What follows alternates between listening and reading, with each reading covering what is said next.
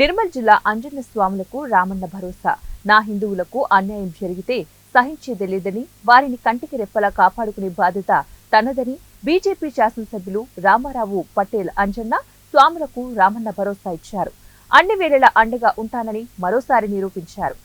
బైంసా పట్టణంలో ఇటీవల కేటీఆర్ పర్యటన సందర్భంగా అంజన్న స్వాములపై కేసులు నమోదు చేసిన విషయం తెలిసిందే.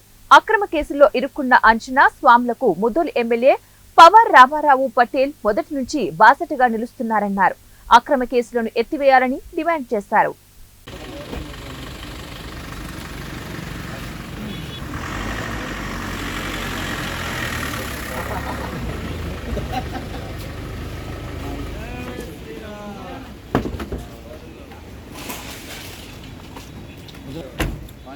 అక్కడ నిరసన వ్యక్తం చేస్తే ఏవో ఎక్కడి నుంచి దాడి చేసిందని వాళ్ళ మీద ఆక్రమణ చేస్తున్నారు.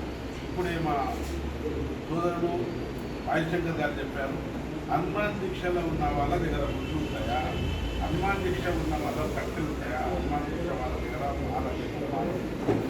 అంతా కూడా ఆలోచించకుండా పోలీసులు చాలా ఇబ్బందులు పెట్టి బెయిల్ రాకుండా 35 రోజుల నుంచి మా అడ్వకేట్స్ కానీ హైకోర్టు ఎంత కొట్టారన్నా కూడా మా పోలీస్ డిపార్ట్మెంట్ సహకరించకుండా ఇంతకుముందు 10 సంవత్సరాలు టీఆర్ఎస్ కేసీఆర్ ప్రభుత్వం ఉండే, ఇప్పుడన్నా కొంత ఈ కాంగ్రెస్ ప్రభుత్వంకు ఏమన్నా బుద్ధి వస్తుందని అనుకుంటే దానికన్నా అది చోటాబాయి అయితే ఇది బడాబాయి కూడా ఇంకా మా హిందువుల మీద దాడులు చేస్తున్నాడు.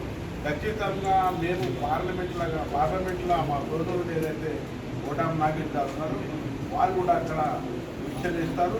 అదేవిధంగా మేము అసెంబ్లీలో ముఖ్యమంత్రి గారికి అయ్యా హనుమాన్ దీక్షలో ఉన్న వాళ్ళు ఏదైతే ఆలోచించి కేసు చేయాలా, ఈ కేసు ఏదైతే చేయాలి చేసి అదంతా విమర్శించాలని మేము మా పార్లమెంట్ అసెంబ్లీలో కూడా మన డిప్యూటీ లీడర్ ఎలిటీ మైనారిటీ అందరూ కలిసి ఖచ్చితంగా దీని మీద క్వశ్చన్ అలా చేస్తాం. అదేవిధంగా మా హిందువుల మీద ఏదైతే దాడి జరుగుతుంది అది గుణపాఠం మా ఆదిలాబాద్ జిల్లాలో ఖచ్చితంగా ఇప్పుడు మనకు తెలిసిపోయింది. వాళ్ళు ఏ రోజు 9 తారీఖు రోజు హనుమాన్ దీక్ష వాళ్ళకు కానీ జైనుల్లో చేసిన ఘటన కానీ వాళ్ళు ఏదైతే మా వాళ్ళకు అరెస్ట్ చేశారో హిందువులకు అరెస్ట్ చేశారు. ప్రజలకు గుర్తయిపోయింది వీళ్ళు తక్కువ కేసు చేస్తున్నారని ఇలా భారీ మెజారిటీని మా గొడవ నాగేస్తారు మా ఆదిలాబాద్ పార్లమెంట్ సోదరులంతా గెలిపించారు. ఇదే విధంగా కాంగ్రెస్ ప్రభుత్వం ఇంకా ఇట్లా చేస్తూ ఉంటే వచ్చే ఎలక్షన్లో కాంగ్రెస్ పార్టీ నామినేషన్ పోతుందని మీకు అందరికీ తెలుస్తాను. ఏదైతే ఈ మా హనుమంతు మీద దాడులే కాకుండా వేలాది మంది మీద అక్రమంగా కేసులు బనాయించారు.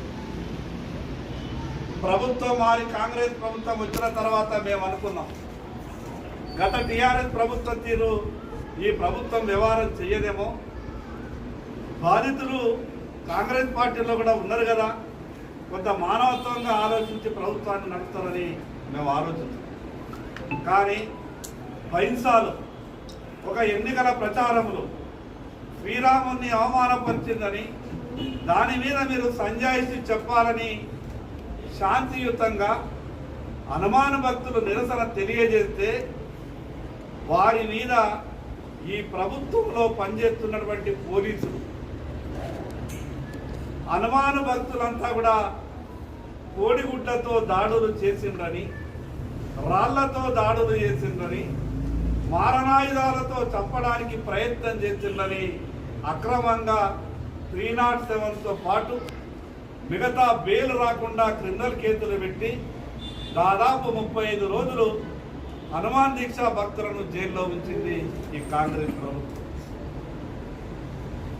ప్రజలంతా కూడా నమ్ముకునేటట్టు అసలు హనుమాన్ దీక్ష తీసుకున్నటువంటి భక్తులు దీక్షా సమయంలో కోడిగుడ్లను చేతిలో పడతారా, లేదా హనుమాన్ దీక్ష తీసుకున్నటువంటి భక్తుల చేతిలో వాళ్ళ చేతుల్లో జపమాల తప్పితే ఎటువంటి మారణాయుధాలు వాళ్ళు తీసుకొని తిరుగుతారా?